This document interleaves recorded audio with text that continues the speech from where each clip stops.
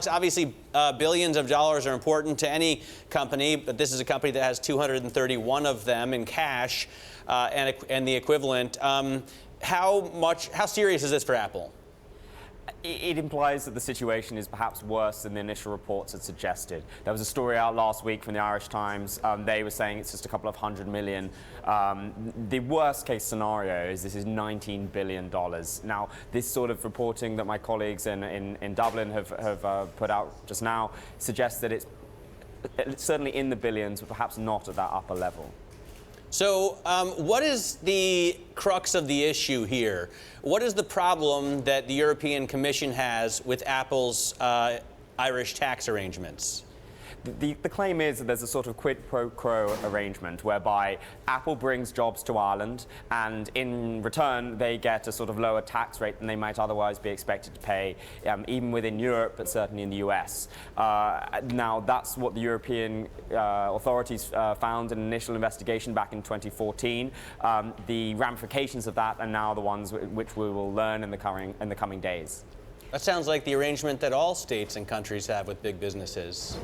In this case, I guess it's they must have something on them in order to bust them for that, right?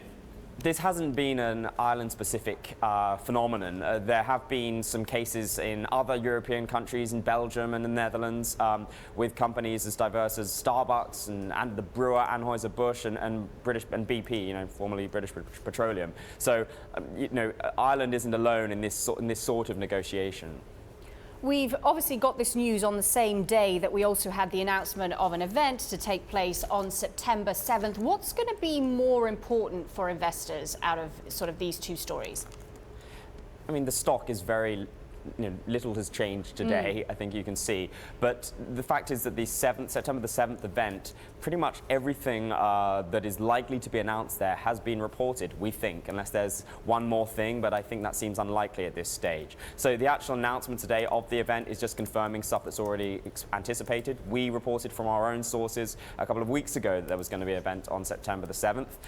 Now, the extent of the billions that they have to pay, that clearly has ramifications for the stock. If it is in the upper end of that delta towards the 19 billion, then I can't imagine investors will be too perky about it.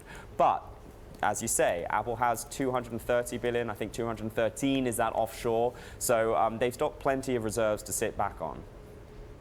All right, so are we going to see more cases like this coming from the European Commission? Because I'm sure so many governments have such quid pro quo agreements set up that seems like an age-old arrangement that Apple and Ireland can't be the only ones up to it. I can't possibly speculate on that. I mean, Apple is, I think, probably something of them.